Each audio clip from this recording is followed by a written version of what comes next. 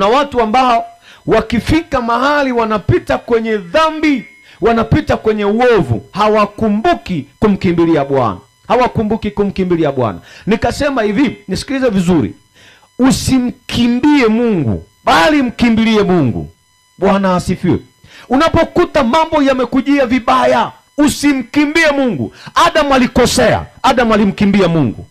Lakini nasema hivi, usimkimbie Mungu. Hata kama dunia yote imekukataa, wewe mkimbilie Mungu. Mungu hajawahi kukataa mtu. Wanadamu wanakataa watu. Mume wako anaweza akakukataa wakati una watoto hujazaa, au umechelewa kupata watoto. Mume wako anaweza akakukimbia akatafuta mwanamke mwingine. Wakati umefika mahali umefilisika, mke wako anaweza akakukimbia.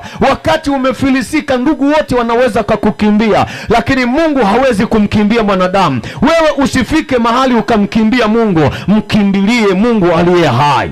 Ninasema hivi, jifunze. Haya mambo kama yanafanana. Kuna watu wanamkimbia Mungu wakati wako kwenye hali mbaya. Usimkimbie Mungu, bali mkimbilie Mungu aliye hai. Bwana asifiwe.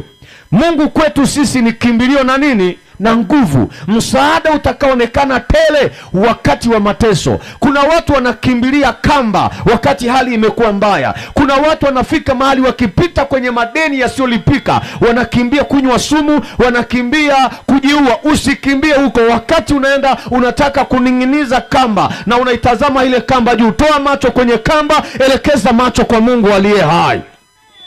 Bwana asifiwe. Kuna watu wanafika mahali hali ikiwa mbaya, matatizo yamemwandama, anafika mahali anaona dunia imemkataa, anataka kujimaliza. Usijimalize. Kama unataka kujimaliza, nenda kajimalize kwa Mungu aliye hai.